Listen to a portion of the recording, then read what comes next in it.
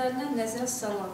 Ümumi fona nəzər salaq, yəni xəbər fonuna əvvəlcə nəzər baxaq. Dünən avronun hərəkətinin ümumiyyətlə dinamikasını, bazarın dinamikasını Almaniyadan, dediyimiz kimi, IFO biznes mühitinin hesabatı təyin etdi. Hesabat gözləniləndən xeyli zəif oldu. Ona görə də bu, riskli aktivlərin və əsasən də avro-dolların enişinə gətirib çıxartdı. Nəticədə avro 1.29 fiqurundan aşağı düşdü. Hələ ki, dönüş nöqtəsi, yəni avro-dollar cütlüyünə baxsaq, hələ ki, dönüş nöqtəsi 29.63 səviyyəsindən keçir. Bu səviyyədən aşağıda qaldıqca cütlük enişə meyilliyi saxlayacaq və 29-cu fiqurun bir daha yoxlanması ehtimalı qalır. Yəni, enişin davam etməsi üçün 29 fiquru əminliklə aşağı qırılmalıdır. Bu halda 28.50 və 28.20 səviyyələri sonraki dəstəklər olacaq. Qalxmaq üçün 29.63 səviyyəsinə yuxarıda möhkəmlənməlidir. Bu halda 30.07 səviyyəsi yenidən yoxlanılacaq. Yəni, ola bilsin ki, bu müqavimət olaraq yenidən yoxlansın.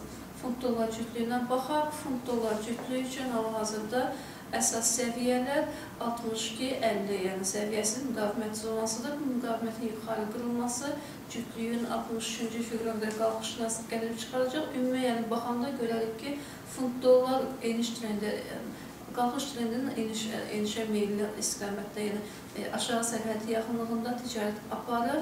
62-ci fiqur, yəni eniş üçün, enişin davam etməsi üçün qırılmalıdır. Bu halda 61-60 səviyyəsi növbəti dəstək olacaq. 63-cü fiqurun yuxarı qırılması isə ümumi trendin, yəni trendin yuxarı istiqamətli qırılmasına və qalxışın davam etməsinə gətirib çıxardacaq. Sonra dollar-frank cütlüyünə baxaq. Dollar-frank cütlüyü hal-hazırda qalxışa meyillik saxlayır və qalxış trendi daxilində hərəkət edir. 93.40 səviyyəsi, 0.93.40 səviyyəsi hal-hazırda əsas dəstək rolunu oynayır. Bu dəstəkdən yuxarıda qaldıqca cütlük qalxışa meyilliyi saxlayacaq və 93.90 səviyyəsi, sonraki müqavimət isə 94.0.94.15 səviyyəsi yoxlanması ehtimalı qalır. 93.40 səviyyəsindən aşağıda qalarsa, cütlük 93-cü fiqura qədər enişi davam etdirə bilər.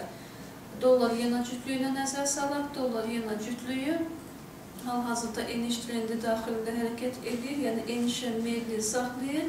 Hal-hazırda 77-70 ətrafında ticarət aparır. Bu isə enişin davam etməsini gözləməyə əsas verir və Yaponiya hakimiyyətini, maliyyə qurumlarını narahat etməkdə davam edir. Ola bilsin ki, 77-60-50 səviyyələr yoxlansın. Bu halda açıq müdaxilə olunacağı ehtimalı var. Yəni, müdaxiləni gözləmək olar. Bu, yəni müdaxilə baş verərsə, cütlüyün qəfil yuxarı sıçrayışı və 78.05 səviyyəsinə qalxışını gözləmək olar. Qalxmaq üçün cütlük 78.05 və 78.20 səviyyələrindən yuxarıda möhkəmlənməlidir. Əsas müqavimət isə 78.40 olacaq. Bugünə gözlənilən xəbərlərə nəzər salaq. Bugün Almaniyadan əsas diqqət Almaniyadan olan isteğbaçıların inam indeksinə yönələcək. Yəni, əsas dinamikanın hal-hazırda bu, yəni günün birinci yarısında bu xəbər təyin ediləcək.